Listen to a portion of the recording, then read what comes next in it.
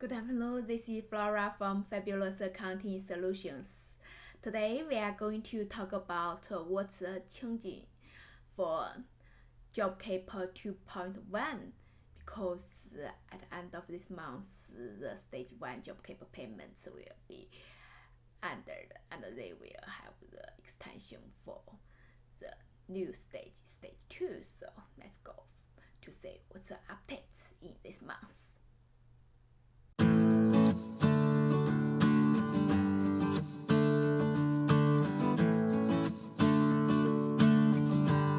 Firstly, let's look into what ATO announced in this week. ATO settles JobKeeper ordinary income debate on 12th of September 2020.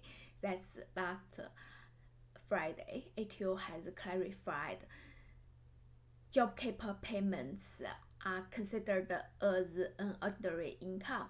What does that mean? That means JobKeeper payments are taxable income. But on the other hand, ATO clarified it won't count towards the calculation of an entity's aggregated turnover. So what does that mean? That means they wouldn't affect your JobKeeper extension's decline turnover test.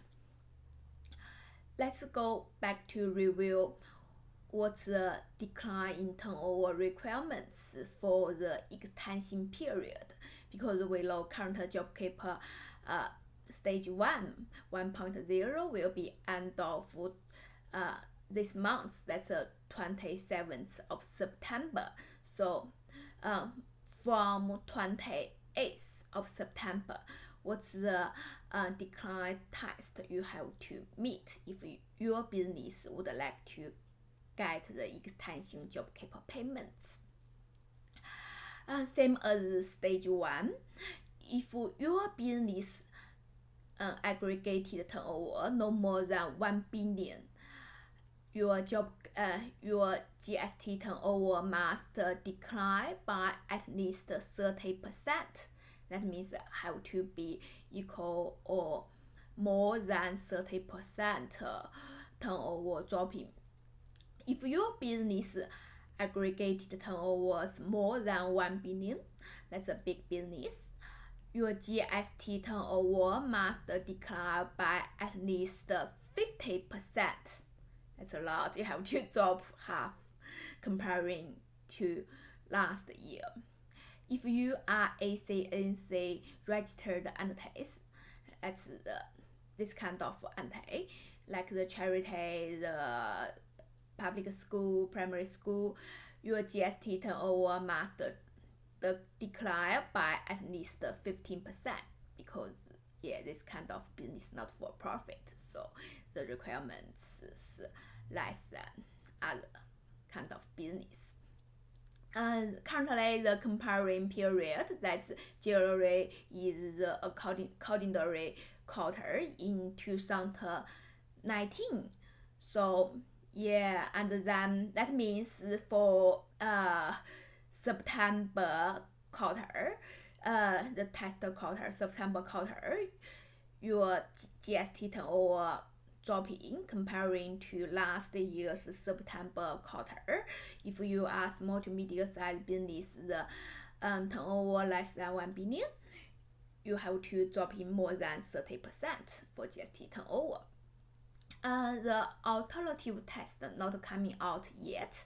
We are still waiting for that, but I believe ATO will announce hopefully by end of this month. If you want to get the extension JobKeeper payment for your business, you must reassess the eligibility. So that means from end of September to 3rd of January, the next quarter, you have to currently the conditions. That means you have to comparing September this year with last year September's GST turnover, have to be dropping by more than 30%. And if you want to continue to get the JobKeeper payments from early of January to end of March, you have to make sure your December quarter's GST turnover dropping more than 30% comparing to last year for small to medium-sized business turnover less than 1 billion business. So keep in mind, if you are small to medium-sized business, I know in Australia there are a lot of more than 80% small to medium-sized business. So please make sure your business's GST turnover for September quarter and December quarter dropping more than 30% comparing to last 2019 year. Then you can get the following 2 quarters JobKeeper extension payments.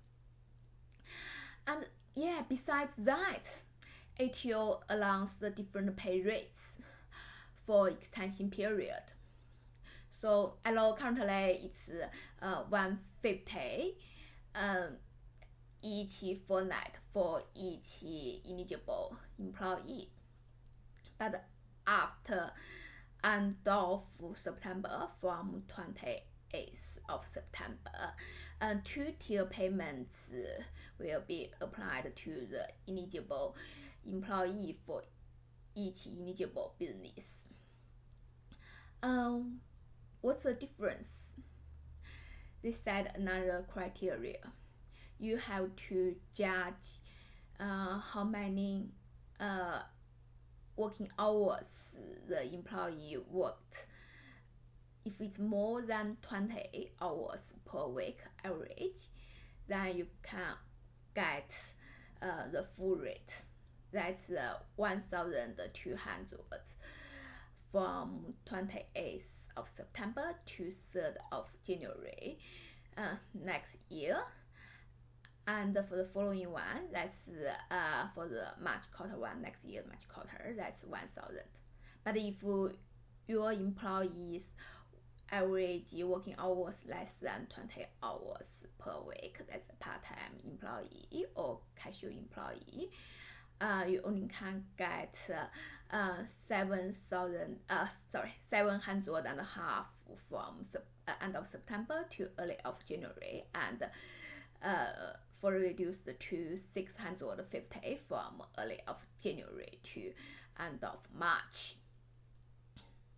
So be careful of this. And how to decide how many working hours for your employee, because I know some employees, even they have part-time job, maybe their working hours unchanged over time. So how to decide how many average hours they worked weekly? So ATO gave you the the method to judge, because ATO said the 20 hours on weekly base, they work out in 4 weeks of pay periods just before either 1st of March 2020 or 1st of July 2020. If this eligible employee qualified to receive JobKeeper currently, so if they qualified on 1st of March, they can choose the 4 weeks test in February or in June. That means 4 weeks just before 1st March or 1st July. So they can test if they worked over 80 hours in February or over 80 hours in July, the 4 weeks just before 1st March or 1st July. So if they meet either one, they can treat it as a full rate eligible employee. But if this employee eligible to receive the JobKeeper just based on the 1st July test, that means this employee, maybe you didn't hire this employee on 1st March, or maybe they are casual, didn't meet the criteria on 1st of March, or maybe they didn't have the visa to get the JobKeeper payments on 4th of March, but this employee became eligible employee before 4th of July, and then you add this employee in your JobKeeper payments declaration after August, because they can reassess if you got more eligible employee on 4th of July, you can add it in by end of August. So for this kind of employee, you only can test their 20 hours based on the 4 weeks just before 4th of July. That means it's 4 weeks in June. So June 2020, if they worked over 80 hours, you can treat it as full rate JobKeeper payments receiver. Otherwise, you have to treat them as less than 20 hours employees. So that means they only can receive the reduced rate of JobKeeper payments for the following 2 quarters, even your business dropping for each quarter accordingly, comparing to last 2019 year. So keep in mind, you have to test their working hours. What to do next? If your business already enrolled in JobKeeper until said this month, until last, if your business already enrolled in JobKeeper, will not need to re-enroll. That means you don't need to re-enroll to be the JobKeeper business. And also, if the eligible employees keep the same as currently as the stage 1 JobKeeper receiver, you don't need to ask the current eligible employees to re-sign the nomination form to say they agree to receive JobKeeper payments.